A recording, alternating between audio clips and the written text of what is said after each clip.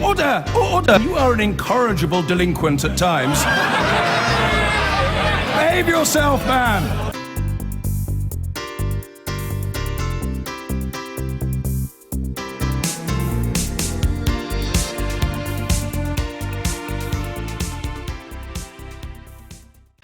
Now, for headline writers, the words rail and misery seem to flow onto the page together like fat and cat or rip and off. And today there are those headlines of rail misery again. Regulated train fares are going up, we learned this morning, by 1.9%.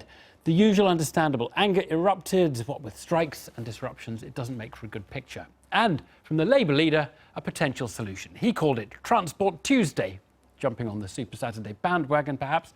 And the solution he promised was public ownership of the railways. There was one specific pledge. I'll quote it to you as from the press release.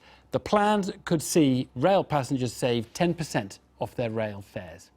So the big question is, complain as we might about our trains, would public ownership be a solution or a distraction to the problems we have in running a railway? We'll talk to Labour's transport spokesman shortly, but first, Chris Cook looks at what nationalisation might mean. The idea of allowing companies to run train services was simple. In return for making a profit, private investors would take some risk off the taxpayer, encourage innovation, and use their balance sheets to invest. So, how did that work out?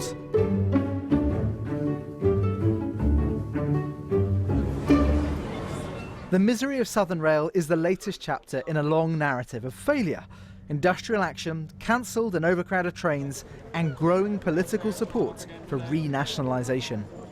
The best way forward is for the public to run it as the public ran East Coast Main Line at a profit. This is not a sensible way of running a public railway system, which we have all paid for through huge levels of public investment in the track and the signalling systems. Today we learn that fares will rise by 1.9% in January in Great Britain, while consumer price inflation is just 0.6%. And research by trade unions suggests rail fares have increased at double the speed of wages since 2010.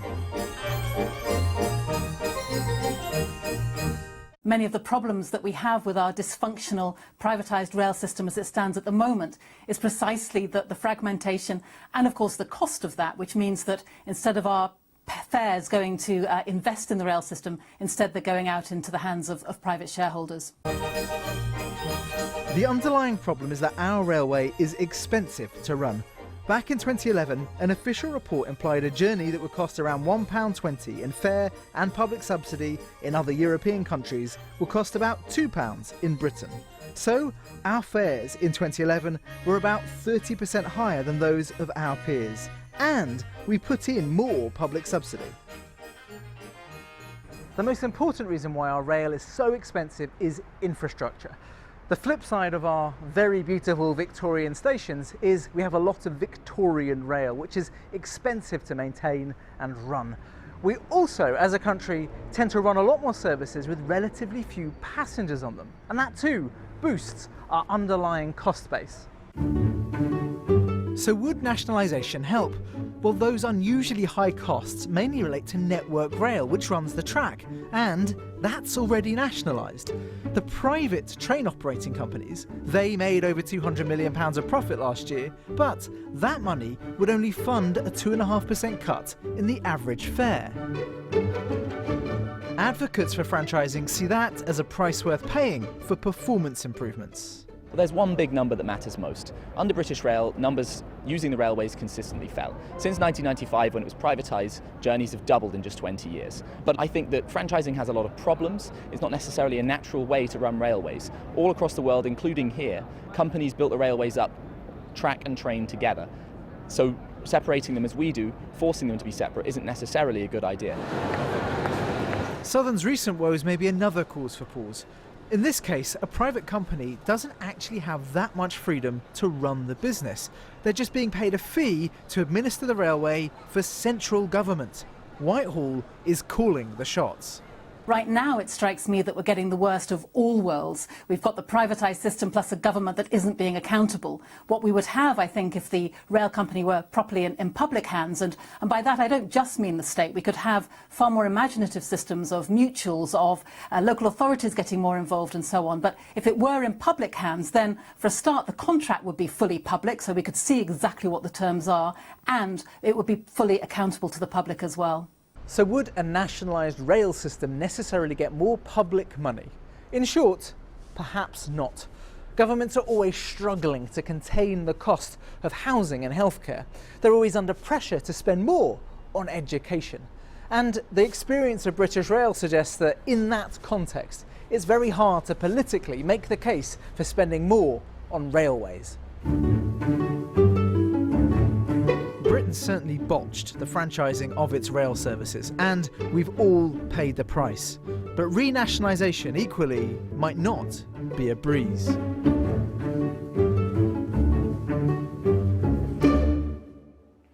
Chris Cook there. Well, look, shortly before coming on air, I spoke to Andy MacDonald from Labour. He's the Shadow Transport Secretary. It was getting a bit late to keep him here. So I asked, how exactly would his party cut 10% from rail fares?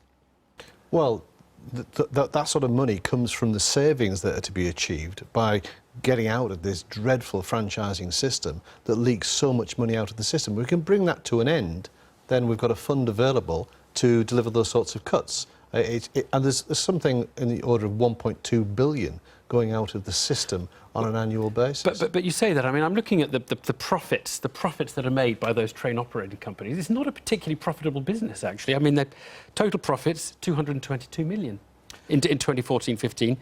Total passenger revenue is getting on for 9 billion. You're talking about one is diddly squat and one is a very large number. These are the dividends that are paid out on an annual basis. But those savings, if those operating costs are removed by having so many operators in the system, we've got a ridiculous multiplicity of providers in our country. There's so many players in the railway system that costs escalate ridiculously. You're going to have a Western Railway and a West Coast and an East Coast. You're going to have a Southern. They're still going to be there, aren't they, in your system or our system? Well, that's right. But at the moment, what we have is a subsidy system that's going straight into these companies and often to countries to Germany, to France, to Abellio, to all across the European... We are subsidising some of them and we make money from some of them. But the truth is the profits, which are the bit that leak out, are approximately 2.5% of the passenger revenues. You can't cut fares by 10%, no. Even if you removed every bit of profit and you assume that you were just as efficient as they are, you've still got 7.5% to find. But the research that the TUC have conducted shows that anywhere up to 600 million can be taken out of the system on an annual basis by the change from franchises to directly operated railways. And look what happened with East Coast. £1 billion was returned to the Treasury over the duration of that franchise. Right. A very successful franchise. Report makes estimates of these interface costs, the cost of dealing, one company having to deal with another and work out whose fault it was that the train was late. They're quoting the McNulty report when they do that. The McNulty report looked at costs in the railways. McNulty said much more can be gained by improving the performance of the current system rather than embarking on a costly programme of renationalisation, which is unlikely to lead to an overall reduction in costs. So McNulty doesn't think there's a big cost saving to be found by renationalisation. But it isn't an expensive process if you're just allowing franchises to get to their natural termination point and not be renewed. There's no acquisition costs involved in the process if they're just falling one after another. What we're doing is saving ourselves a fortune over the term. You would agree, though, that this comprises a top-down reorganisation of the railways, or not? Is it or isn't it? Well, I mean, you might want to describe it that way, but because it's phased, because you've got franchises regularly coming up for review and renewal, it's a graduated process. So it's a gradual top-down reorganisation. Well, absolutely right. But, you know, why can't we have the confidence in this country to do what's done in Germany with Deutsche Bahn and Keolis in France and Nederlandse Spoorwegen in Holland? They're quite content to have their infrastructure and their operators being state-owned control. And they are here in this country extracting that value and taking it back over there. They're taking out a tiny proportion of the value. They're taking out 2.5% of the passenger revenue. 2.5% of a lot of money is a lot of money. But the basic fact is that the 10% figure, the 10% cut in rail fares, is reliant on making hundreds of millions of pounds of savings, which the guy whose estimate of the savings you're quoting does not believe are there to be made. Well, you've got different commentators coming up with different figures. Well, you're absolutely quoting the TUC, absolutely. who quote another group who are quoting McNulty, and McNulty says you cannot make those savings. Well, I just respectfully disagree. When you've got a whole raft of people getting... you've got people to pay people at Southern who are sitting there getting millions of pounds by way of salaries and bonuses for running the most appalling service. We hand over 1.1 billion to that company, and it doesn't matter what happens in terms of the service they provide, they get paid hail or shine, and that just is simply unacceptable. But actually, in that respect, you make a very interesting point, because isn't the truth of it, this railway system in our country is government-controlled already. Network Rail, basically part of the public sector. Southern is...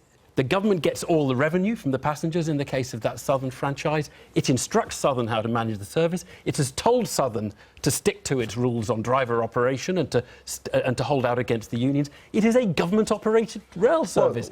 Southern, the company, is just simply doing its bidding at the hands of the government. It is a public ownership of the railway. Well, not at all, because they're given that money whether they perform well or indifferently. As we have seen, they've just taken 341 trains off a day. And what sort of service is that? At the government's instruction. That's a government decision, not a Southern decision. Well, if that's the case, then the government should be intervening and saying, for goodness sake, get this thing back in order. Let's get away with this crisis and this discussion about driver-only operation, because it is a distraction. You want politicians and government to have more say in the railways. Now, clearly, you don't want the Conservative government to have more say in the railways because you say they don't run Southern very well.